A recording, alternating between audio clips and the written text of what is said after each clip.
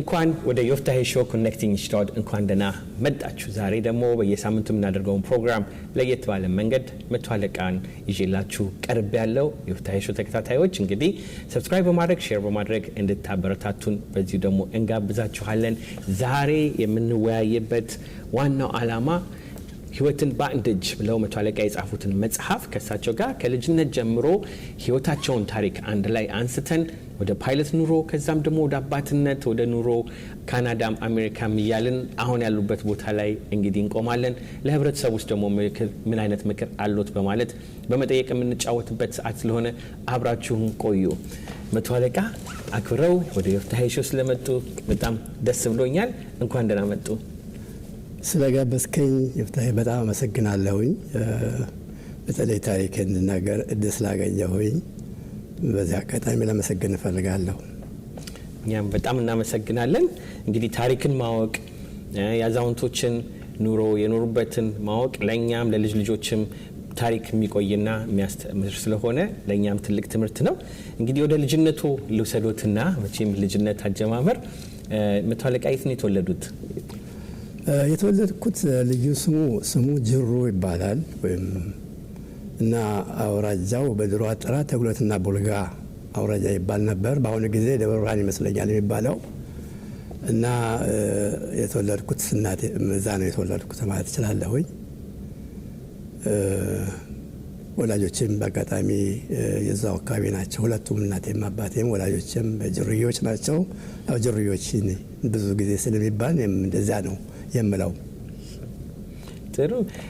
ስንት ወንድሞች እህቶች ምን ያህል ነበር ቤተሰቦች? ቤተሰባችን እንግዲህ 4 ወንዶች እና 1 ሴት እና በመደዳው 4 ወንድ የተወለድ ነው። የወንዶቹ ደግሞ መጨረሻ ላይ ነኝ። ከዛ ቀጥሎ ደግሞ በ6 ዓመት ዲፍረንስ ታናሽ እህቴ ትወልዳለች። ጥሩ። እንግዲህ ሰፋ ያለ ቤተሰብ ነው ያሉት። ስለዚህ ኑሮ ትምህርት እዛው ነው የቆዩት ወይስ ወደ አዲስ አበባ ለትምህርት ገቡ? እንግዲህ የባል ሀገር ኑሮ ምናልባት ለመናገር ያህል በአጋጣሚ የታላቆች የመጀመሪያ ትልቅ ወንድሜ ታደሰ ሀብተማርያም ይባላል። ሁለተኛው ደግሞ ንጋቱ ሀብተማርያም፣ ሶስተኛው አሰፋ ሀብተማርያም፣ እኔ መኩና ሀብተማርያም ይባላል። እንግዲህ በድሮ ጊዜ ያወላለድ ያው በርዝ ኮንትሮል ባይኖራቸውም 4 ዓመት ዲፈረንስ አላቸው ይሉን ነበረ። እና ታላቆቼ በሙሉ የታጩት ቤተ ክህነት እንዲያገለግሉ ነው። እና በአጋጣሚ ሁሉም እዛ ተምረዋል። እነኛ አሁን የጠራኋቸው ታላቆች 3ቱ ግዞራ ጊዮርጊስ የሚባል እዛው ጅሩ ቤተ ክርስቲያን እዛ ውስጥ ዲያቆን ሆነው ትንሽ እንዳገለገሉ አውቃለሁኝ። ወላጆች እኔን ያሰቡት ገበሬ እንደሆን ነበር። እና ከዛ መጨረሻ ታናሽ እህቴም ደግሞ ያው እናቴ በጣም ሴት ትፈልግ ነበርና የመጨረሻ እሷን አገኘች ማለት ነው። 6 ዓመት ዲፈረንስ ከኔ አላት። እዚህ አይነት ሁኔታ ነው ቤተሰባችን የተወቀረው ማለት ነው። ኦኬ። ጥሩ። እንግዲህ ከግብርና ስለዚህ አንድ ወቅት ላይ ወደ አዲስ አበባ ሄድን አሉኝና መቼ ነው ወደ አዲስ አበባ የሄዱት? አዲስ አበባ እንግዲህ የመጣንበት ዋናው ምክንያት ትልቅ ወንድሜ ታደሰ ሀብተማርያም የሚባለው በ18 ወይም በ20 እድሜው አካባቢ ይመስለኛል ወደ አዲስ አበባ መጣና ኮርዞኛ ተቀጠረ። እና ኮርዞኛ ተቀጠረ። እናቴ ከመጀመሪያ ልጇ ጋር በጣም አታችል ነበረች ማለት ነው ከታደሰ ጋር። እና አባቴም ብዙ ጊዜ በጣም ከተማ ብዙ ወዳድ ይወጣል ትለኝ በእናታችን ብዙ የከተማ ሰው ነው ማለት ይቻላል። አባባ የባል ሀገርን ብኖርም ብዙ ጊዜ እንደሚወጣ ትነግረኝ ነበር፣ ታወራ ነበር እናታችን። እና ወንድማችን ወደ ኩርዝዬ ከገባ በኋላ እንዳጋጣሚ ወዲያውኑ ደግሞ ወደ ኮሪያ ዘመቻ የሚባል ሲመጣ በሙሉ ነቅለን ነው የወጣ ነው ማለት ነው ሁላችንም። እኔም 6-7 ዓመት ቢሆነኝ ነው ምናልባት። እና ታናሽቴም ገና ህፃን ነበረች፣ 1 ዓመት 2 ዓመት ቢሆናት ነው። እናቴ ያው እሱ በመውጣቱ ምክንያት ሁላችንም ተያይዘን ወደ አዲስ አበባ መጣን። እንደመጣንም እዚህ ወደ አዲስ አበባ እንደዚህ ወደ ጊዮርጊስ የሚባል አራዳ ጊዮርጊስ የሚባል እዛ አካባቢ ጅሩ ሰፈር ይባል ነበርና በብዛት ጅሩዎች የሚኖሩበት ነው። እዛ ዘመዶቻችን ስለነበሩ መጀመሪያ እንደመጣን ያረፍነው እዛ ነው። እኔም ትምህርትም ፊደሉን መቆጣጠርኩት እዛ አካባቢ እንደነበር አስታውሳለሁ። ጥሩ እንግዲህ ስለዚህ ትምህርት ቤት የት ገቡ ማለት ነው? እንደመጣሁኝ ያው የሰፈር ፊደል ነው የምንቆጥረው። በየሰፈሩ አሉ አስተማሪዎች ፊደል የሚያስቆጥሩ። እዛ ነው የጀመርኩት 6-7 ዓመት አካባቢ ሲሆነ ማለት ነው። ከዛ በኋላ እንዳጋጣሚ ሆኖ ቀጨኔ መድኃኔዓለም በጣም ሩቅ አይደለም ከሰፈራችን። ቀጨኔ መድኃኔዓለም ትምህርት ቤት የኔታ ሲሳይ የሚባሉ ማረሳቸውም እሳቸው ተማሪዎችን ፊደል ያስቆጥራሉ እና ልክ መቀመጫውም ጥሩ ከድንጋይ ከመቀመጥ ደህና መቀመጫ አለው እየተባለ ይወራ ስለነበረ ወላጆቼ ወደዛ ወሰዱኝ ማለት ነው። አባቴ እዛ ወሰደኝ እና ቀጨኔ መድኃኔዓለም ትምህርት እዛ ቤተክርስቲያኑ ማለት ነው ስንገባ እውነትም ዴስኩሉ በደንብ የተዘጋጀ ነበረው። የሆኑ ዋን ቄስ መምህር ሲሳይ ይባላሉ አረሳቸው። በጣም ንጹህ የሆኑ በጣም ንጹህ ነው የሚለብሱት። እዛ ነበር ይኖሩት የነበረው እና ፊደል በደንብ መቁጠር የጀመርኩት እዚያ ነው። እስከ ፊደል እስከ ወንጌል ድረስ ደርሼ ነበረ እና ልክ ከዛ በኋላ ታላቅ ወንድሜ ወደ እንግሊዝኛ ትምህርት ቤት እንዲገባ እድል አገኘና እኔ በጣም ቀናሁኝ አስታውሳለሁ። እና ከዛ በኋላ እሱ ቁስቋም ትምህርት ቤት ነው ሄደው። በጣም ቅርብ ነው ለዛ ለመድኃኔዓለም ቀጨኔ በጣም ቅርብ ነው። እና እሱን ትምህርት ቤት አባቴ ይዞ ሲያስመዘገበው ሲሄድ ከኋላ ኋላ የተከተልኩኝ ሄድኩኝ ማለት ነው። እና ትምህርት ቤት ውስጥ ስንደርስ አባቴ እሱን ይዞ ሲገባ እኔ መግባት ከለከለኝ አባቴ። እንዳውም አይ ሪሜምበር በጣም ነው እንትን ያደረገኝ። ዳዊት መድገም አለብኝ ነው የተባልኩት። እንዳውም ገና ወንጌል ንባብ ላይ ነበርኩ እዛን ጊዜ እና በጣም እንትን ነበረኝ። እንዳውም በለቅሶ ነው እሱ ገብቶ ትምህርት ቤት እንትን ሲያደርግ ወንድም ታላቅ ወንድሜ ማለት ነው አትገባም ተብዬ መመለስ ይለኛል። ኦኬ። ስለዚህ እንግዲህ በዛን ሳል ላይ ተከለከሉ፣ መግባት ፈለጉ። ስለዚህ ከሂደት ጋር እንግዲህ መቼ ነው ማለት ነው ወደ ሌላ አይነት ትምህርት ቤት የገቡት? መቼ ነው? መጀመሪያው ቅድም እንዳልኩት ምንድን ነው ትምህርት ቤቱ እዛው የሀገር ውስጥ ትምህርት ከጨረስን በኋላ ቁስቋም ትምህርት ቤት ይባላል። እዛው እንጦጦ አካባቢ ነው እሱ ያለው እና እንድሜ እዛ ነው የገባው። ስለኛም ለሰፈራችን ስለሚቀርብ እኔም ልክ ወንጌል ጨርሼ ዳዊት ትንሽ ሄድ ብዬ አንብቤያለሁኝ። አልጨረስኩትም። የአባቴ የፈለገ ዳዊት እንድደግም ነበር። እንዳልኩ ሁሉም በብዛት ብዙዎቹ በቅድስና ውስጥ የነበሩ ስለነበሩ እኔም በቃ እንግሊዝኛ ትምህርት ቤት መግባት በጣም ነበር የፈለግኩት ማለት ነው በዛን ጊዜ። እና እንግሊዝኛ ትምህርት ቤት ገባን። እኔ በአመቱ ገባሁኝ እና በእኛ ጊዜ ይህን ያህል ከባድ አልነበረም ትምህርት ቤት ለመግባት ብዙም ተማሪ ስለሌለ ማለት ነው። ማስታውሰው በጣም የሚገርመው ትምህርት ቤት ከገባው በኋላ ቁጥራችን በአብዛኛው በዛን ጊዜ በተለይ የወንድ ቁጥር በጣም ይበልጣል፣ የሴቶች ቁጥር አነስተኛ ነው። እና በእንግሊዝኛ ነው እዛ አንደኛ ክፍል ጀምሮ ነው እንግሊዝኛ የጀመርነው። ኤቢሲዲ መጽሐፉን ምናምን ሁሉ የጀመርኩት እዛው ትምህርት ቤት ነው። አጻጻፉን የተወሰነ ዲፊካልት ታይም ለኔ በጣም አስቸጋሪ ዘመን አስታውሳለሁ። እንግዲህ አሁን ከጊዜው ጋርም በደንብ የሚያስታውቅ ነገር ነው። ልጅ ሆነው ምን ነበር መሆን የሚፈልጉት? እንግዲህ አክቹአሊ በዛን ጊዜ ቀደም ብዬ እንደነገርኩ ምንድነው ወላጆቼ እኔ ወደ ትምህርት ቤት እንድገባ አልነበረም። በተለይ አገር ቤት በነበርን ጊዜ እኔን በቃ ጥሩ ገበሬ ያደረጉ ነበሩ ያሰቡት መስለኛል። እንደዛ እንደምባል አስታውሰዋለሁኝ። እኔ እንግዲህ በተለይ ምን ትሆናል የሚለውን ነገር በጊዜው በተለይ ትምህርት እየገፋው ከሄድኩኝ በኋላ ብዙ ጊዜ ያው የወታደር ቤተሰብ ወደ ወታደር ነው ብዙ ጊዜ ያስተማሪ ቤተሰብ ወደ ትምህርት ነው አይደለም። እንደ አጋጣሚ ወንድሜ ወታደር ስለነበረ ትንሽ ከትምህርት ገፋ ሳረግ ወደ ሃይ ስኩል ስደርስ አካዳሚ ገባለሁ ብዬ አስብ ነበር። አካዳሚ ጦር አካዳሚ በቃ ብቻ ወታደር የመሆን ፍላጎት ነበረኝ። ኤቨንቹዋሊ የዚህ የበረራው የምናምኑ እንትን የገባው ምንድነው በዛን ጊዜ አውሮፕላን ስናይ የምንሸሽበት ጊዜ ነበር፣ እንኳን ፓይለት ለመሆን ቀርቶ ማለት ነው። ከዛ እንግዲህ በዛ አይነት ሁኔታ ነው እንትን ያሰብኩት። በዛ ጊዜ ወታደር የመሆን ፍላጎት እንደነበረኝ በደምብ ትዝ ይለኛል።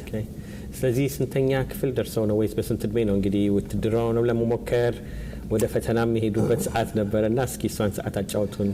እንግዲህ በሃይ ስኩል የገባሁት በኢትዮጵያ አቆጣጠር 1955 ዓመተ ምህረት ነው። ኤሌመንተሪን የጨረስኩት በ5 ዓመቴ ነው። በጣም ድሮ ደብል ፕሮሞሽን ነበረ።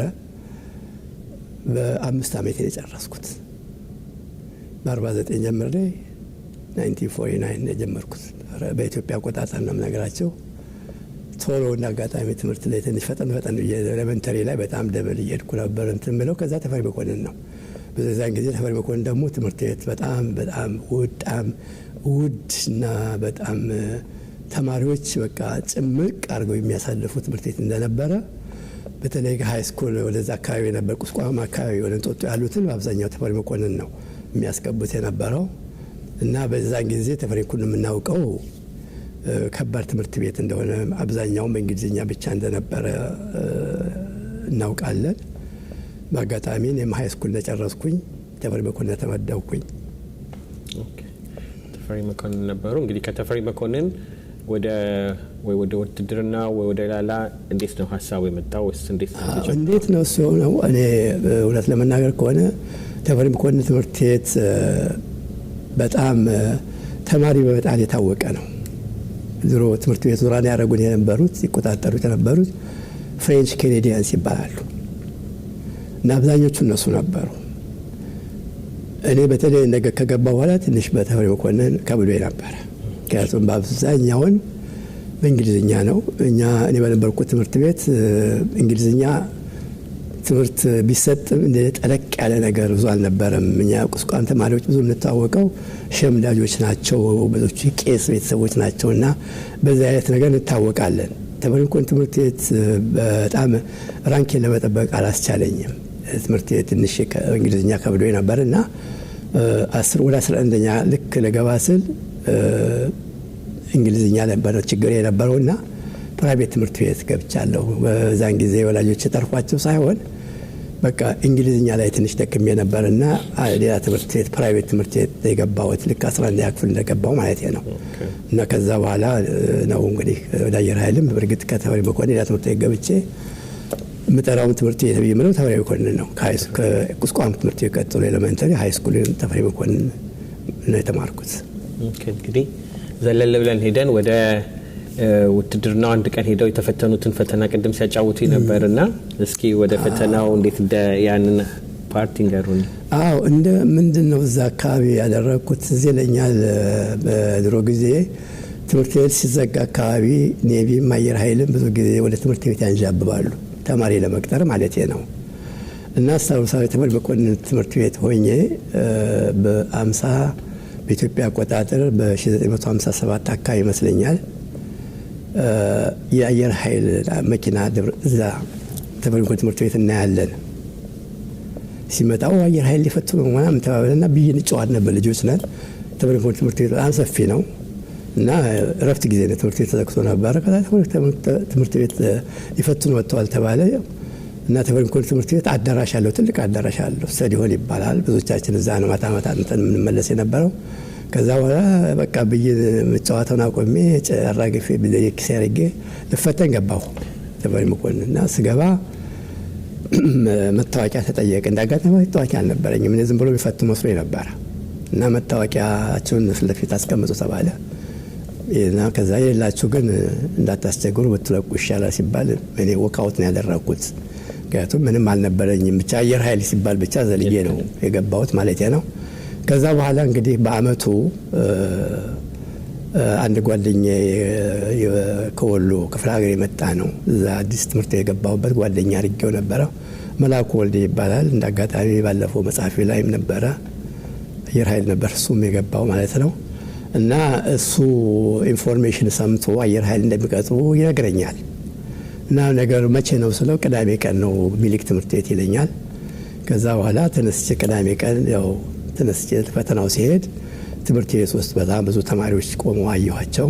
በአጋጣሚ ሌት ሆኜ ነበር የደረስኩት፣ ያው በጊዜው ሰዓትም ስላልነበረኝ እና ጓደኛዬ ቀደም ብሎ የሆነ ክፍል ውስጥ ገብቷል እና በአይኔ ፈልገው እሱም የሚጠብቀኝ ስለነበር ነው መሰለኝ ከውስጥ ክፍል ውስጥ ሆኖ በምልክት አየኝና ከዛ በኋላ ዘገየ ሲለኝ ሰዓት የለኝም አልኩት። ልጅን ያሳየሁት እና ከዛ እንዳጋጣሚ መጀመሪያ ወሮ ላይ እንግዲህ አላወቅኩትም። የመጀመሪያ ወሮ ለካ ለፓይለት ነበር የሚፈተኑት መስለኛል፣ አላውቅም። እንዳጋጣሚ አንድ ተማሪ ትንሽ ማቹር እንዲሆነ ነው በራፉ ቆሞ ካልገባሁ ያለ ይታገላል እና በሩ ሲከፈት ውጭ የነበረ ተማሪ በሙሉ ገፍተን ገባን ማለት ነው። ስንገባ ቦታ አልነበረ። ኦልሬዲ ተማሪዎች ገብተው ቦታ ይዘው ነበር እና ትንሽ ረብሻ ሲመጥ ጩኸት ሲበዛ እንዳጋጣሚ የሚቀጥለው ክፍል ሌላ ክፍል ይፈትን የነበረው አንዱ ሬኩሬት ኦፊሰሩ አለማየሁ ይባላል፣ ምክትል መቶ አለቃ ነበር በዛን ጊዜ እና ረብሻውን ሲሰማይ መጣና ከዛ ከነበርኩበት ክፍል በሙሉ ከተቀመጡት በስተቀር በሙሉ የቆሙትን በሙሉ ሲያባረር እኔ መዝጊያው ሲከፈት ግድግዳ ስለነበረ ተደብቄ እዛ በሩ ሊዘጋ ሲል ያገኘኝ እዛ ማጀራቴን ይዞ ሊወረወረኝ ሲል እንዳጋጣሚ አንዱ ከውጭ በሩን በርግጫ ሲመጣው ተናዶ እኔን ትቶኝ ሄደ ማለት ነው።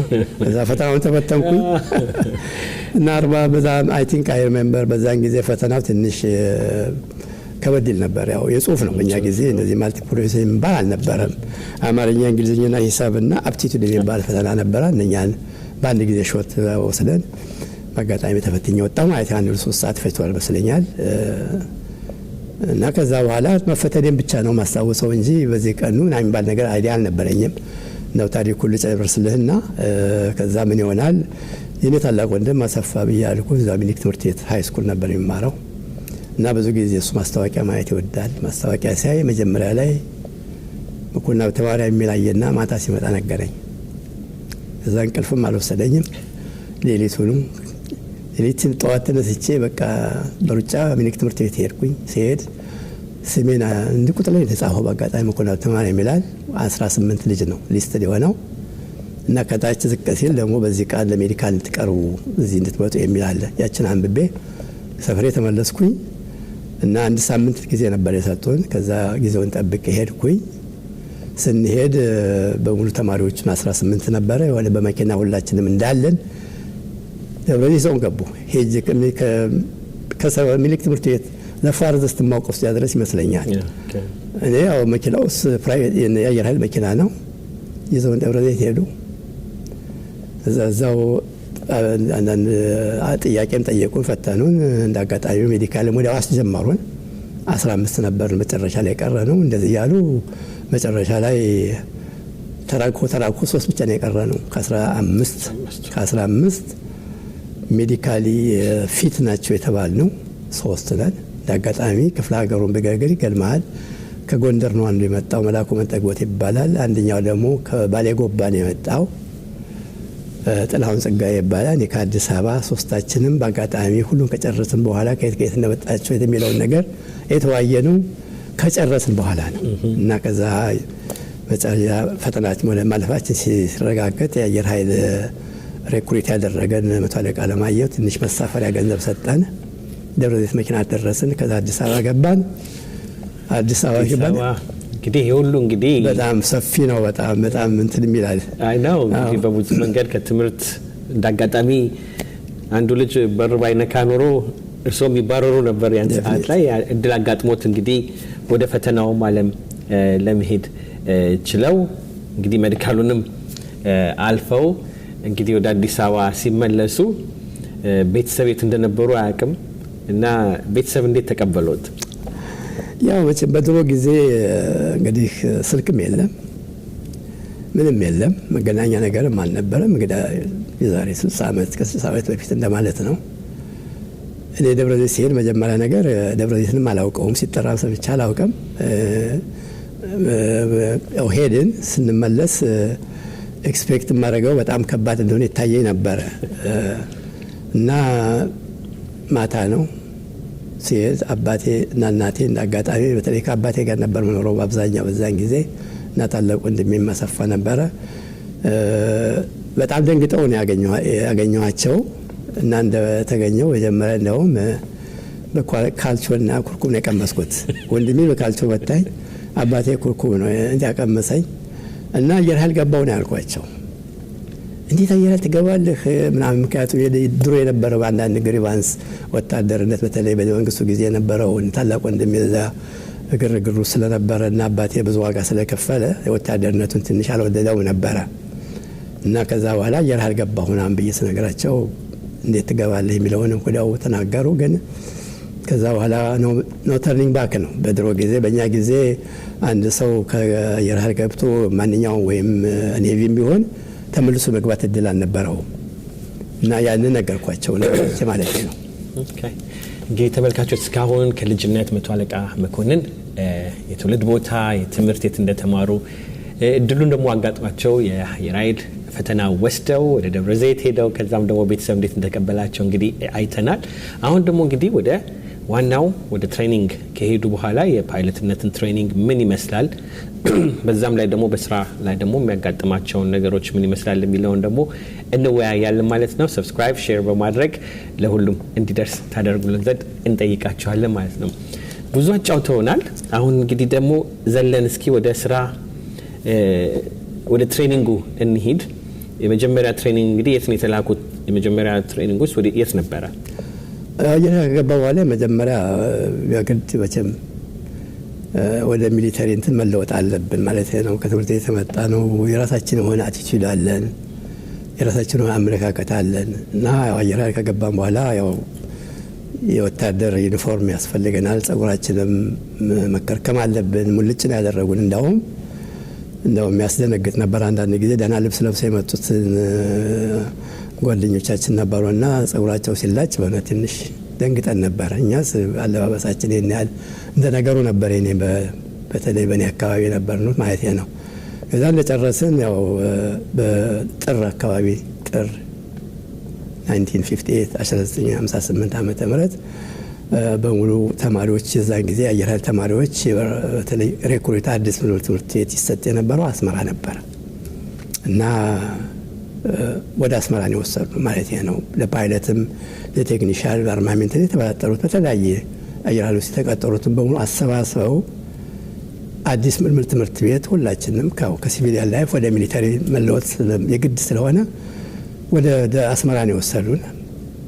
ልብሳችን ሁሉ ተሰጥቶናል።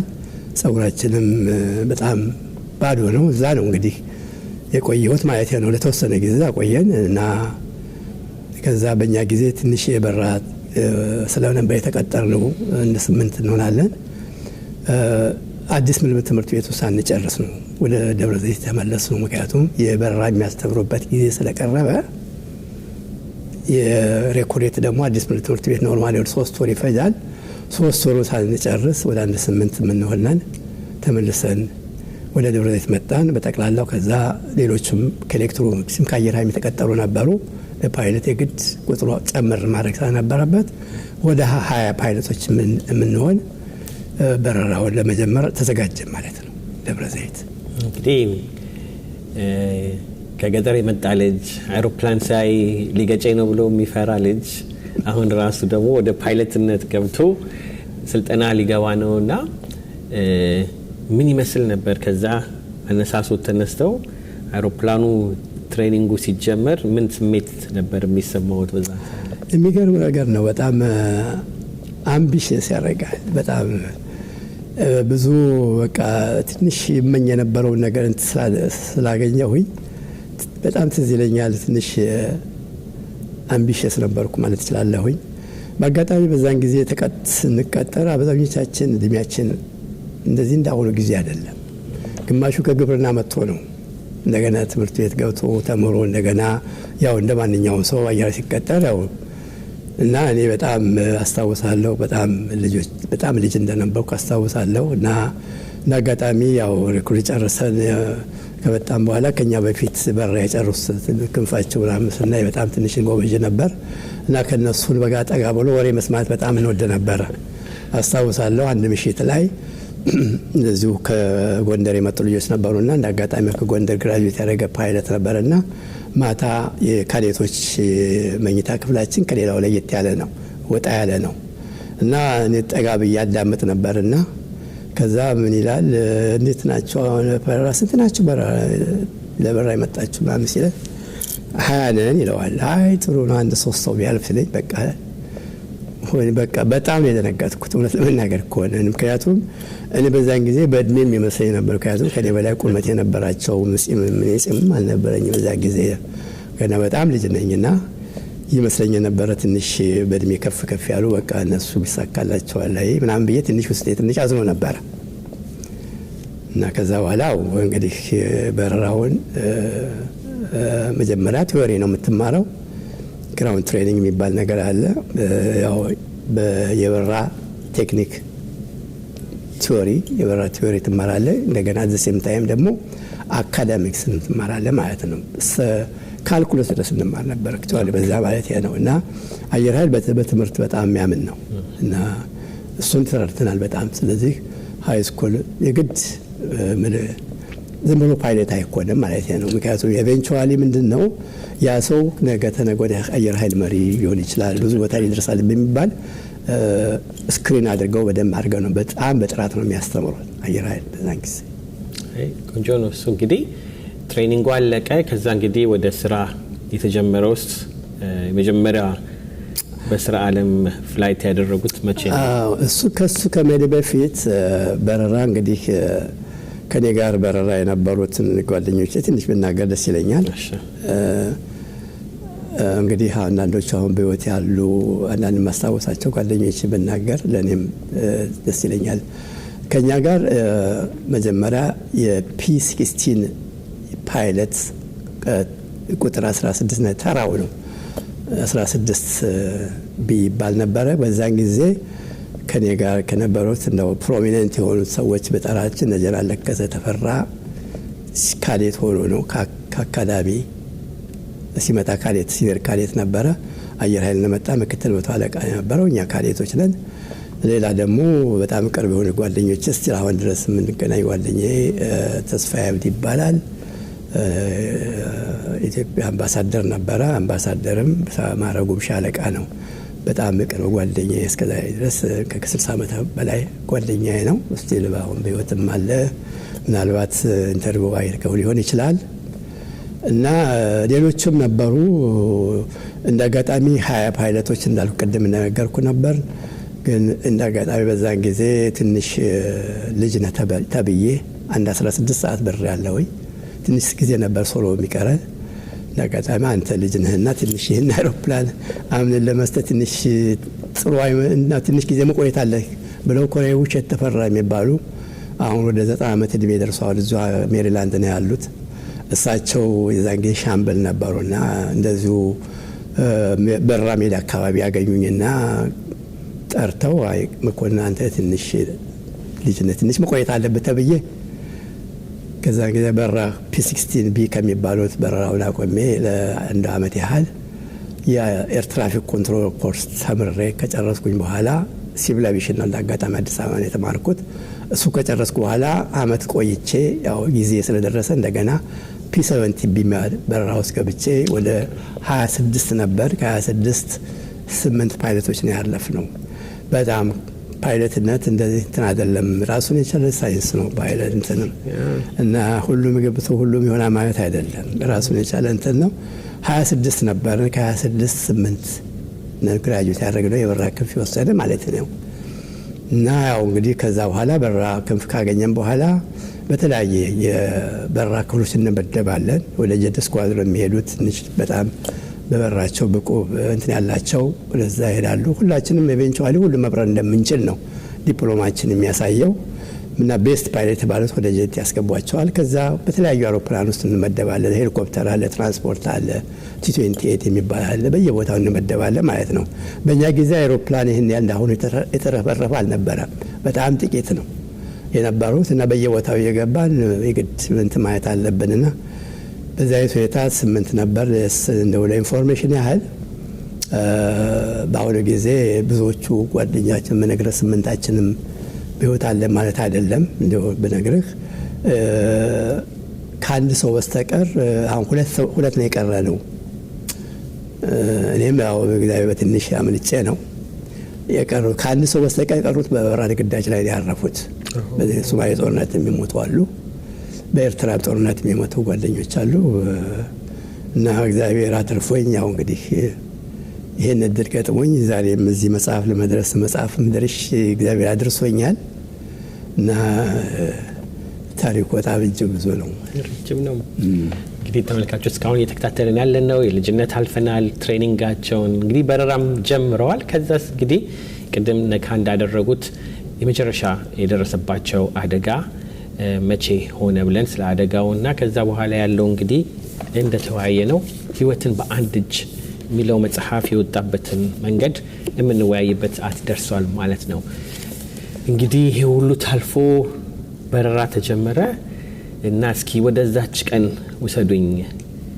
በረራ ጀምረው የደረሰች አደጋ አለች እና እስኪ ያችን ቀን ላይ ምንድነው የሆነው? እኔ አደጋ ያጋጠመኝ አውሮፕላን ላይ የአውሮፕላን አዛዥ ኮርስ ጨርሼ እንደ አጋጣሚ ከኔ ጋር አብሮ የበራ ጓደኛ የነበረው የኔ ሲኒየር ነው፣ ሻምበል ነበር ማዕረጉ። እኔ ሙሉ መቶ አለቃ ነኝ በዛ ጊዜ፣ እንግዲህ ዛሬ 50 ዓመት ማለት ነው። እና እንደ አጋጣሚ እሱም እንደዚሁ የአውሮፕላን አዛዥ ለመሆን ትምህርት ላይ ነበረ። ሁለታችንም ኦልሞስት ጨርሰናል። የአውሮፕላን አዛዥ ኮርስ የሚባለውን ጨርሰናል ሁለታችንም። ለሚሽን አስመራ ሄድን ማለት ነው በ1968 በኢትዮጵያ አቆጣጠር። በዛን ጊዜ አስመራ ጦርነት ትንሽ ከበድ ያለ ነበረ እና በየቦታው ሰሜን ላይ ያው በየቦታው ያለ የጦር ክፍል ስንቅና ትጥቅ የምናቀብል እኛ ነበር። ምንም አይነት የሚያስፈራ ቢሆንም የግድ የህይወት ጉዳይ ስለሆነ እና በዛ ሚሽን ነበረ ይሄድ ነው አስመራ ከደብረ ዘይት እና አብሮ የነበረው እኛ እሱን ቼክ አውት የሚያደርገን አንድ ሻለቃ ገለታ የሚባል ነበረ። እሱ ቆሞ ነው ተራ በተራ ሁለታችን ነው የምንበረው። እኔ ካፕቴን ሆናለሁኝ አንድ ቦታ፣ ሌላ በጊዜ ደግሞ ሲቀየረ ያነ ከአስመራ የምንበርባቸው ቦታዎች የጦር ሜዳ ቦታዎች ናቸው። አቆርዳት ይባላል፣ እዛም ጦር አለ። ሌላው ደግሞ ወደ ከረን የሚባል አለ። ከዛ ባሬንቱ። እነኚህ 3 ቦታዎች በጣም በከፍተኛ የሆነ የጦር የተከማቸበት በኢትዮጵያ ጦር የተከማቸበት ነው እና ስንቅ የምናቀብል እኛ ነን፣ ቁስለኛም ካለ የምናነሳ እኛ ነን እና በሳት መካከል ማለት ነው። አንዳንድ ጊዜ የተንጠልጥለን ነው የምናርፈው ወደዚህ፣ ምክንያቱም ተራራ ቦታዎች ላይ እየተኮሱ ብዙ እንትን ስለሚያደርጉ በጣም በጥንቃቄ ነው የምንበራው እና በጣም ትልቅ ሚሽን ነበር። አክቹዋሊ በዛን ጊዜ እንድንበር የተደረገው የህይወት ጉዳይ ነበር። አስመራ በዛን ጊዜ እንድንበር የታዘዝነው ማለት ነው እና 3 ቀን በእንደዚህ አይነት በረን። አርብ የመጨረሻ በረራችን ነበረ። በአጋጣሚ በጊዜ ነው ማረፍ ያለብን አስመራ መብራት፣ ምክንያቱም መብራቱን በተለይ ማታ አይበራም። መብራቱን እያስተካከሉ በከባድ መሳሪያ ከርቀት አየር ኃይል ስለሚደበድቡት በጊዜ ነው ሁሉ ነገር የሚያልቀው። ራቱንም ሁሉም በጊዜ ነው ማድረግ ያለብን እና በዛ ሩጫ ላይ ነበር። እንዳጋጣሚ አቆርዳት አርፈን ተራው የነበረ ካፕቴን ቦታ መቀመጥ የነበረብኝና ከዛ ከነበርኩበት መቀመጫ ላይ የሲኒየር ካፕቴናችን ሻለቃ ከቦታውን ከካፕቴን ቦታ ተነሳለኝ። የመጨረሻ ሻምበል አምባቸው ይባላል፣ አብሮኝ በህይወት የለም አሁን። እሱ እንዲበር ተደረገ ማለት ነው። ከቆርዳት ከረንና ባሬንቱ እናርፍና ከባሬንቱ ደግሞ እኔ ይዤ አውሮፕላኑን ቁስለኞች ምናምን ስለነበሩ ፕላኑ እንደዚያ ነበረ እና ከዛ በኋላ ቦታ ለቀኩና ለካፕቴን ቦታ ሻምበል አምባቸው ተቀመጠ። እንደ አጋጣሚ ችኮላ ነበረ፣ ምክንያቱም ሳይጨልም አስመራ ማረፍ አለብን። መብራት የራንዌይ መብራት ሳይበራ ማለት ነው። አሁን ባሬንቱ ነው የምንሄደው። ከዛ ቁስለኞች ሊድኑ የሚችሉ ቁስለኞች አሉ ተብሎ እነሱን ለፒክ ለማድረግ ነው የምንሄደው እና እኔ ረዳት መቀመጫ ቦታ ቁጭ ብዬ ያው ሬዲዮ ኮሚኒኬት አደረግ ነበር። በአጋጣሚ ቴክኦፍ ስታደረግ በጣም ቴክኒክ አለው፣ ምክንያቱም ተራራው ቦታ ላይ ሽፍቶች ስለያዙት አጭር ሜዳ ቴክኒክ የበራ ቴክኒክ አለ ስለማንበትንበት አውሮፕላን ብዙ ሳይሮጥ ተራራው ሳይደርስ ለመነሳት የሚቻልበት ትሬኒንግ ስላለን አውሮፕላኑ እዛው ቆመበት ቦታ ፓወር ሰጠውና በጣም ትንሽ ከሮጠ በኋላ ስትለቀው እንደ ሄሊኮፕተር ነው በቃ ተንደርድሮ ጥሎ ነው ብድግ የሚለው። ያን ቴክኒክ ነው የምንጠቀመው ብዙ ጊዜ በተለይ ጦር ሜዳና ሜዳዎች አጭር ከሆኑ ያን ነገር ነበረ ኤክሰርሳይዝ የሚያደርገው ወይም ማለት ነው ሻምበል አምባቸው። እንደ አጋጣሚ እኔ ደግሞ ሀረር ሜዳ ማለት ደብረ ዘይት ኮሚኒኬሽን ላይ ነበርኩኝ። እዛ ቁስለኞችን እንዳያዝንና እንደ አጋጣሚ አስመራን ይጠብቁን ምን እያልኩ ሬዲዮ ላይ ነበርኩኝ። በአንድ እጄ በግራ እጄ ፓወር ይዛለሁ ማለት ነው። አይሮፕላኑ ወደ ኋላ ፓወር እንዳይሰርቅ በእጄ ደገፍ አድርጌ መያዝ አለብኝ። በዛ መካከል በቃ አይሮፕላኑ ሳንንቀሳቀስ በአፍንጫው ተተከለ። ምንም እንደ ህልም ነው የሚታየኝ ማለት እችላለሁኝ። የሁለታችንን አይሮፕላኑ ውልብልቢቱ በግራ በኩል ያለው ያው ክሎክዋይዝ ስለሚሽከረከር 2700 ሬቮሉሽን ፐር ሚኒት የሚሽከረከር ነው። ከዛ እሱ ተገነጠለ ማለት ነው መሬት ስንመታ። ከዛ እሱን ጎዳው። ያው በቸም ስፒዱን እንግዲህ 2700 ቀላል አይደለም። የአውሮፕላኑ ቦዲ ቆርጦ መጥቶ እኛን ነው ሁለታችን መጥቶን እና ያን ሁሉ ሲሆን አላውቅም። እዛ ማታ ነው እኔም እጄን ተጎድቼ አውሮፕላኑም በአፍንጫው ተተክሎ ሰው ሁሉ እሳት ያዝ ብዙ በጣም ድራማ ነበረ። እኔ አላውቅም ራሴን በግጥ ያው እዛው ጦር ሜዳን ያደር ነው። በማግስቱ ነው በሄሊኮፕተር የወሰዱን። እኔም ራሴን አላውቅ 3 ቀን ቆየ ፈይቶብኛል ራሴን ለማወቅ ማለት ነው። እንደዚህ ታሪኩ ይሄን ይመስላል ማለት ነው። እንግዲህ በዛን ሰዓት ላይ አልደረባው እዛው አረፉ ማለት ነው። ጓደኛ እዛው ነው። ምክንያቱም አይ ቲንክ ምናልባት አላውቅም እንግዲህ ሰውነቱ ከኔ ርቀት የለንም። በቃ ምንም ያህል ዲስታንስ የለም ከኔ ርቀት። አቀማጣችን ነው አብረን ጎን ለጎን ነው የምንቀመጠው። ማዕከላችን ሮትል ኳድራንት ይባላል። እኔ አይዶን ነው እኔ ራሴ እግዚአብሔር የረዳኝ ማለት እችላለሁ። ምክንያቱም ፕሮፔለሩ ከኛ እንትኑ ከሱ ምንም እሱ መጥቶ ሲሄድ የኔ እጄን ያገኘው ማለት ነው። እጄን ያገኘው አንገቴንም ማግኘት ይችል ነበር። አሁን ላይ እግዚአብሔር ትረፍ ስላለኝ ይመስለኛል። አሁን ሳስበው ርቀት የለንም፣ ረጅም አይደለም። በቃ ከዚህ ምን ልነግር እችላለሁ? እነሱ ባህር እንግዲህ በዛ አደጋ ታረፈ። እንግዲህ ከዛ በኋላ ነው እንግዲህ ህይወት በአንድ እጅ የተመራው ማለት ነው። እና ያቺ አደጋ ደረሰች። ከዛ እንግዲህ ዘለል ብለን ሰውም መጽሐፉንም እያነበባችሁ እንድትከታተሉ በውስጡ የምታገኙት ብዙ ታሪኮች ኢትዮጵያነትንም ምንነትንም የምናገኝበት ስለሆነ መከታተሉን እንዳትረሱ ላለው እንግዲህ ብዙ ታሪኮችን አውርተናል። ሰብስክራይብ በማድረጉም እንዳትረሱ ማለት ነው። እንግዲህ ዘልዬ ልሂድና ሰው መጽሐፍ ውስጥ ገብተው እንዲያገኙት ስለምንፈልግ ሁሉንም መጽሐፍ እንዳንሰጣቸው ለርሶ ዘልዬ የሚሄደው ትልቁ ከዚህ ውስጥ እርሶንም ካወቅኩት በኋላ እንግዲህ አባትነት ትልቅ ቦታ አለው ለርሶ እና አባትነት ምን ማለት ነው ለርሶ? እንግዲህ እግዚአብሔር ተወኝ በጣም ከአይቲንክ ከወላጆች የሚወሰድኩ ሳይሆን አይቀርም። አባቴ በጣም ልጅ ይወድ ነበረ። ከእናቴ ጋር ከተለያዩ ከህንብተዋል፣ ብዙ ጊዜ ቆይተዋል። ግን በቃ ህይወቱን ለእኛ አድርጎታል። ልጅ በጣም ይወዳል። አይ ቲንክ አባቴ የወረስኩትም ሳይሆን አይቀርም። አብዛኛውን ህይወቴን ከልጆች ጋር ያሳለፍኩት። እዛም ኢትዮጵያ ሆነኝም በጣም ልጆች ጋር ምንም አልቀለድም። በጣም የምወዳቸው። እዛ ሀገርም እግዚአብሔር ረድቶን በተለይ አየር መንገድ ከገባ በኋላ ንጽት ኬስ ስላገኘሁኝ እግዚአብሔር ረድቶን ነው ሁላችንም ወዲያው ተከታተል መውጣት የደረስ ነው። ስለዚህ አብዛኛው ከልጆች ጋር ነው ያሳለፍኩት እና ሰሜን አሜሪካ መቼም ልጆች ማሳደግ ብዙዎቹ እንደሚያውቁት ያው ከበድ ያለ ነው ይባላል። ብዙዎቻቸው ልጆች አይዋጣልን ይላሉ። እንደ አጋጣሚ እግዚአብሔር የተመሰገነ ይሁን በጣም እንደ ሚሊተሪ ነው ኖሩት ማለት እችላለሁ። በጣም የሚገርም ነው። ሲቀመጡ እንኳ መኪና ውስጥ ሲቀመጡ ዘያንገስ የመጨረሻዋ ማን ኖረም አልኖረም መጨረሻ ነው የምትቀመጠው። ፊት የተቀመጠችበት ጊዜ ብቻውን ካልሆነ በስተቀር ልክ ቢኒያም ካለ ትልቁ ቢኒያም ነው የሚባለው። ቀጥሎ አለ ሚካኤል ነው።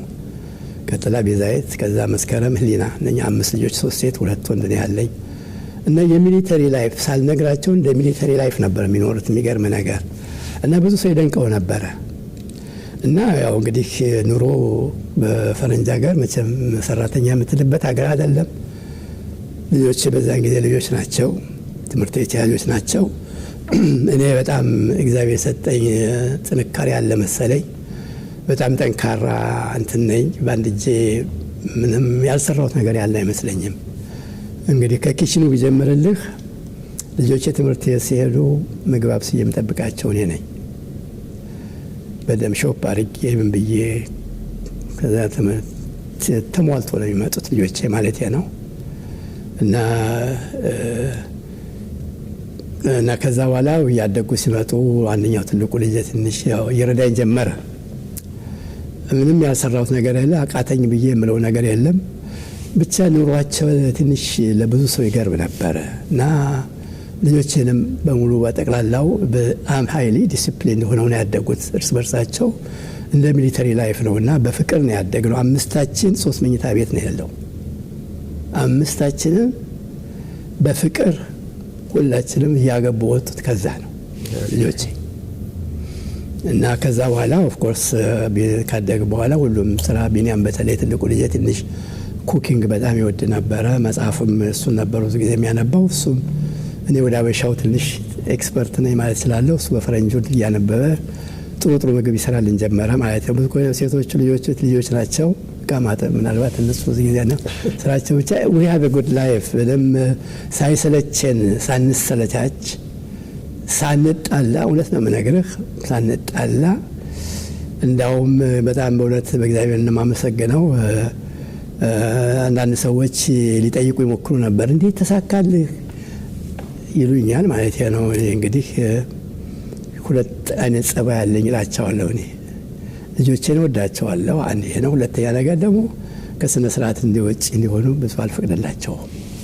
እቺ ነች ብዙ ጊዜ የምነግራቸውና በእውነት ብዙ ሰው ይደነቅ ነበር ማለት እችላለሁ። ወደዚህ መጽሐፍ ምናልባት በኋላ ስናወራ እነግርሃለሁኝ። አንዳንዱን ከሳባቸው ይህን ታሪክ እንድጽፍም ምክንያት የሆኑትም ይሄው የቤተሰብና ያሳለፍኩት ህይወት ይመስለኛል። ትክክል። በጣም ነው እንግዲህ ስለ አባትነት ሲያወሩ እኔም ትልቁ ለእኔ አባት መሆን ነው ትልቁ ደስታዬም። እና እንግዲህ ወደ መጽሐፍ ህይወት እንግዲህ ይመራል ይኖራል። መጽሐፍ ለመጻፍ ያስቡ ነበር? እንዴት ወደ መጽሐፍ ተቀየረ ታሪኩ? በፍጹም ሀሳብም አልነበረኝም። በፍጹም አልነበረኝም። ምንድን የሆነው የዛሬ 7 ዓመት ይመስለኛል እዚህ ዋሽንግተን ዲሲ መጥቼ ነበረ። አይ ቲንክ በኮቪዱ አካባቢ ይመስለኛል። በአጋጣሚ አንድ ጓደኛዬ ጀነራል አሸናፊ ገብረ ጻዲቅ ይባላል። እሱም አንድ አብዮታዊ ጀግና ተብሎ በጣም መጽሐፍ ከኔ በፊት ይሄ ጸሐፊን የጻፈለት አየለ እሸቱ ነው የጻፈለት። እንደ አጋጣሚ ባለቤቱ አረፈች እና እሱን የሚያረዳ ሰው ይፈለግ ነበር። አየር ኃይሎች ትልቅ ኔትወርክ አለን እዛ አሜሪካን ሀገር፣ የኢትዮጵያን ኤርፎርስ ግሎባል ኔትወርክ የሚባል አለ እና እኔ ስለምቀርበው እኔም ፈልገው ደውሎ አገኘ። ባለቤቱ አርፋለች እና አንተን የምትቀርብ ታረደዋለህ ምናምን አሉኝ ማለት ነው። በአጋጣሚ በእርግጥ ሲያገባ ድሮ በጣም እኔም ክራሽ ከማድረጌ በፊት እሱ 100 አለቃ ሆኖ እኔ 100 አለቃ ሆኜ ሳገባ ሚዜ ነበርኩ፣ 3ኛ ሚዜ ነበርኩኝ። ከዛ በአጋጣሚ እንግዲህ ይህንን ኃላፊነት መውሰድ ግድ ሆነ። አየር ኃይሎች ያው እኔ ቀርብ ስለምቀረው እኔ ጋ ነው ጉዳዩ የመጣው። እንደ አጋጣሚ ቤቱን ብዙ አላውቀው ነበር የሚኖርበትን እና ፈልጌ አገኘሁት። ሲሄድ አጋጣሚ ውጭ ሲንጎራደድ አገኘሁት። እኔ ቤቱን ለማየት ነው ሄድኩት። አይቼ ለእነሱ ለሰዎች ለነግራቸው አይ ምን ነው አማክ ምን ሆንክ ምናምን አለኝ። አይ እንደዚህ አይ ውቢት ነው ውቢት እንደሆነ እኮ ልጄ ነገረኝ እኮ መሞቷን ብሎ እዛው ውጭ አገኘሁት ነገረኝ። እኔም በጣም አዘንኩኝ። እሱም እንግዲህ እንዳልኩ በጣም አልታደለም። እዚህ ወረቀትም አልነበረውም እዚህ ሀገር። የዚህ ሀገር መንግስት ሃይ ቫልዩ ክሌማንት ነህ ብለው እንደ ተራ ኢሚግራንት አልወሰዱትም እና ያው በወያኔ ጊዜ ስለነበረ እነሱ ጋር ችግር ስለነበረበት እነሱ እስካሉ ድረስ ኢትዮጵያ አንመልስም ብለው በዛ አይነት ሁኔታ ወረቀት ሳይኖር 21 ዓመት ኖሯል እዚህ። አሁን በቅርብ አንድ 3-4 ወር ነው ከሄደ ኢትዮጵያ ማለት ነው። እና እንደዚህ ነው ሁኔታ የነበረው ማለት ነው። እና እዛ መጽሐፍ እዛ ልቅሶ ላይ የነበረው አንድ ሻምበል ተሾመ ተንኮሉ ይባላል። ብዙ ጊዜ እሱም እንደዚሁ ከኢትዮጵያ እንደዚሁ ችግር ደርሶበት ካላለፈው በወያኔ መንግስት ጊዜ እዚሁ አሜሪካ ካናዳ ጥገኝነት እዛ ይኖር ነበር እና ጥቂት አየር ኃይሎች እንገናኝ ነበረ። እንደ አጋጣሚ እዛ ለቅሶ ላይ ብዙዎቹ አያውቁኝም እኔ ቀደም ብዬ ስለወጣሁ ማለት እና ለቅሶ ላይ መቶ አለቃ መኮንን አታውቁትም ምናምን ይላቸዋል እና ስለ እኔ ያወራቸዋል። ይሄ እኮ ቀላል ሰው እንዳይመስላቸው 5 ልጆች በአንድ እጁ አሳድጎ በሙሉ ልጆቹም ድሮ እኮ እንደጠቅ ብለ ሁሉም ነገራቸው። እና ከዛ በኋላ ሰውም አይኑን ከፈት ዋየኝ። ጁኒየሮች ናቸው በአብዛኛው። እና ከዛ በስንተኛው ጊዜ ነው ኢንተርቪው ጠሩኝ ማለት ነው። እና ከዛ ኩዌስችነር ላኩልኝ። እባክህ ይህን ጻፍልን አሉኝ። አየር ኃይል አንድ መጽሔት አለው ተነሳተ ረመድ የሚባል መጽሐፍ በድሮ በደርግ ጊዜ የአየር ኃይል መዝሙር እሱ ነበረ። ተነሳተ ረመድ ክንድና በርታ ለሀገር ብልጽግና ለወገን መከታ የሚል ነበር። እና መጽሔቱ ተነሳተ ረመድ ነው የሚባለው። እና እዛ መጽሔት ላይ ወጣ ማለት ነው። እየተናገርኩትን የተጻፈው አዲስ አበባ ነው። እንደ አጋጣሚ ቆንጆ አድርጎ የጻፈው ደግሞ አባባሌን ይሄ መጽሐፉን የጻፈልኝ አየለ እሸቱ ነው። እና የዚህ ጀነራል ጓደኛ መጽሐፍ ሲመረቅ ስሜን ሰማ እና አንተ ምን ፈልጎ አገኘ? ኧረ መቶ አለቃ ምናምን፣ ኧረ እባክዎት የእርስዎን ታሪክም ጻፍ አለኝ ማለት ነው። ከኢትዮጵያ ሆኖ ከዛ በኋላ አይ ሰውም ብሎኛል። ብዙ ሴለኝ ነበረ። ምንም አቴንሽን አልሰጠሁም እንጂ ለብዙ ጊዜ ጻፍ ላንተ አይደለ ሰው ይማርበታል ነው የሚሉኝ። እኔ ግን ምን ታይልኛል አይመስለኝም። ለእኔ ኖርማል ላይፍ ነው ከልጆች ጋር ያሳለፍኩት በቃ እና ይሉኝ ነበረ። እና መጨረሻ ላይ ይህ ሰውዬ አየለ እሸቱ የሚባለው እኔ እጽፋለሁ አለኝ። አይ ጥሩ የጀነራል አሸናፊ እንደጨረስኩ ወደ አንተ እመጣለሁ ምናምን ይል ነበረ። ከዛ እንዳለው እውነትም የኔ መጽሐፍ 3 ዓመቱ ነው አካባቢ ነው ጀመረው። እና ሲነግረኝ ስክራች እያደረገ ማለት ነው እየቆፈረ ነው ያወጣው ከጭንቅላቴ ውስጥ። እኔ ደግሞ አንዳንድ የድሮ ታሪኮችን በአጋጣሚ አልረሳም። እና አጋጣሚ ሆኖ ስችል በደንብ ማስታወስ እንትን አለ ብዙም ባይሆን ባረሳቸውም ብዙዎቹን። እና ማታ ማታ ከእሱ ጋር በሳምንት 3 ጊዜ እንገናኛለን። 3-4 ሰዓት በየሳምንቱ እያደረገ እየቀዳ ይልክልኛል። እንደገና አረማለሁ። ይህን ጨምር ይህን ቀንስ የተባባለ የመጽሐፉ እዚህ ላይ ደረሰ ማለት ነው። አክታር እንግዲህ ብዙ መጽሐፍ ውስጥ ብዙ ነገር ታገኙበታላችሁ። አግኝታችሁ እንድትገዙ ትልቅ ተስፋ አለን። ይህን መጽሐፍ ሰው አንስቶ ቢያነብ ምን ይማርበታል ብለው ያስባሉ? አዎ በጣም ብዙ ይማርበታል ብዬ አስባለሁኝ። በጣም እኔ ራሴ አንዳንድ ጊዜ ሳነበው በጣም እደነቃለሁ መጽሐፉ ላይ ማለት ነው። የራሴን ታሪክ እንደገና ሳነበው ማለት ነው። እና አንዳንድ ጊዜ አንዳንድ መጽሐፍ በተለይ በጣም እውቅ የሆኑ ሰዎች መጽሐፉን አንብበውታል እና አይ ዋዝ ሰርፕራይዝድ። እንደውም ይሄ በፊልም መሰራት ያለበት ነገር ነው ብለውኝም እኔ አይ ኩድንት ስቶፕ ናለኝ። በ400 ገጽ በ2 ቀን የጨረሱ ሰዎች አሉ። አሁን በቅርብ አንድ መጽሐፍ የሚጽፍ ሰው ነው አንድ ሻምበል ነገ ምናልባት እንትን ላይ ይኖራል ማቆምን አልቻልኩም ያለኝ ይህን የጻፉትና ብዙ ሰዎች አንብበውት ራሴም ሲነግሩ ያ በጣም ያደነቀኝ። እና በ2-3 ቀን ነው የምንጨርሰው። 440 ገጽ አካባቢ ይሄ ትልቅ መጽሐፍ ነው። እና እኔ ራሴም ኤክሳይትድ አድርጎኛል ማለት ነው። የራሴ ታሪክ ሆኖ እና ብዙዎቹ እንደውም ወደፊት እንኳን በፊልሙም እኮ እያሉኝ እንትን ያሉ ሰዎች ይሄ ፊልም ሊወጣ ይችላል። ብዙ የሚያስተምረው ነገር አለ። አንዳንድ ሰው በትንሽ ነገር ራሱን ዝቅ የሚያደርግ አለ። አንተ with all that difference ይሄን ያለ እኔ በጣም ከሰው የናራ አለኝ ማለት አይደለም።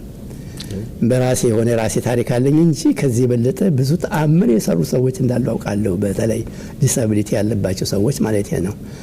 እንደ አጋጣሚ ሆነ ምን የራሴ ታሪክ መስሎ ወጣ ማለት ነው። አይ ጥሩ እንግዲህ ለሁላችንም ትምህርት የሚሆን ነው። እንግዲህ ፕሮግራሙንም እየጨረስን ስለሆነ መናገር መጠየቅ የምፈልገው አንድ ነገር ነው። እንግዲህ ሁላችንም የሆነ ትዝታ ይኖሩናልና በሂደት ይሁን አየር ኃይል ሆነው ይሁን የሚያስታውሱት የሚያስቅም ይሁን የሚያሳዝን አንድ ነገር ሰው ቢያውቀው የሚሉት ነገር ካለ እስኪ እሱን ያጫውቱንና። አይ አክቹዋሊ እኔ አንዱ አየር ኃይል ሆኜ ብዙ ጊዜ ተጋጣሚ በጣም በኢትዮጵያ 1963 ነው መኪና የገዛሁት እና አየር ኃይል ውስጥ በዛን ጊዜ በእኛ ጊዜ ብዙ ሰው መኪና የለውም እና ብዙ ጊዜ ሰርግ ላይ አጃቢ ነበርኩ እንዲያውም አንድ ጊዜ አንድ አለቃዬ ናቸው ኢትዮጵያ አየር መንገድ ከገቡ በኋላ ኮሎኔል ሰለሞን ተከስተ ይባላሉ። በጣም ትራንስፖርት ኳዘን አለቃዬ ነበሩ። በጣም ይቀርቡኛል፣ ቀርባቸዋለሁኝ። እዚህ ኢትዮጵያ አየር መንገድ ከገቡ በኋላ እኔ ሲቪል አቪዬሽን ሆኜ ማለት ነው እዛ ተቀጥሬ ሰራ ሲከነክናቸው ከርሟል መሰለኝ በድሮ። እሳቸውን በህይወት የሉም፣ በሀገር ጉዳይ ላይ ካረፉ ቆይተዋል። ግን አረሳቸው፣ በጣም ወዳቸው ሰው ነበሩና እዛ ለኢትዮጵያ ሲቪል አቪዬሽን ላይሰንሳቸውን የኢትዮጵያ አየር መንገድ ላይሰንሳቸውን ሲቪል አቪዬሽን ኢሹ የሚያደርጋቸው የሚሰጣቸው ላይሰንስ ለማሳደስ መጥተው እዚያ ያገኙኛል እና ምን ይሉኛል፣ አንዴ መኮንን አሉኝ፣ ዘፈን ትችላለህ ያሉኝ። ሰርግ ላይ ብዙ ጊዜ ስለሚያገኝ ይመስለኛል። አረ ጌታዬ እኔ እንኳን ዘፈን እስክስታም አልችልም ያልኳቸው። ገርሟቸው አይ በየሰርጉ ቦታ ስለማገኝ መኪና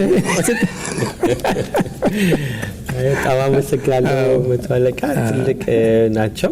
ይሄን ነገር ታሪክ መስማታችን ሰውም መጽሐፉን አንቦ ብዙ ይማርበታል አለው። እስኪ ወደ መዝጊያ ስለደረስን የወፍታሔ ሾው ተከታታዮች እንግዲህ ይህን መሰለ ታሪክን ይዘን ስንሄድ ነው ለልጅ ልጆቻችንም የሚደርሰውና እስኪ ቀጥታውን ካሜራውን እየተመለከቱ ለአሁኑ ትውልድ ይህንን ጸጋ እግዚአብሔር ሰጥቶት ይህን ኑሮ ኖረዋል፣ ብዙ ነገሮችን አሳልፈዋል። ወደ መጽሐፉም ላይ ብዙ ስላለ እስኪ ለአሁኑ ጄኔሬሽን ምን መልእክት አለዎት? እስኪ ቀጥታውን ለነሱ እዚች ካሜራዋን ፊት ለፊት እያዩት መልእክት እስኪ ያስተላልፉ። መልካም እንግዲህ የአሁኑ ጊዜ ጄኔሬሽን በብዙ ነገር የታደለ ነው። ከትምህርት ብንጀምር በኔ በነበርኩበት ጊዜ ምን እንደምንሆነ እንኳን እናውቀው። መማራችን ብቻ ነው። መማር ለኛ ዲሲፕሊን ነው እና በኔ ጊዜ ያው የመብራትም ችግር ነበር። በእኛ ወቅት ብትኖርም አንድ መብራት ብትኖርም መካከል ላይ ምናልባት እንደ ኩራጭ ልጭል ትላለች እና ለትምህርት ትክክል ዴዲኬሽን ነበረን። በጣም ግምት እንሰጠው ነበር ትምህርትን።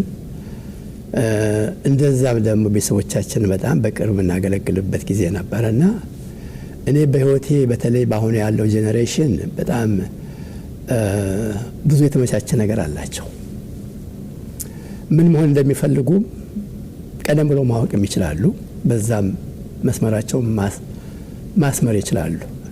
በእኛ ጊዜ በቃ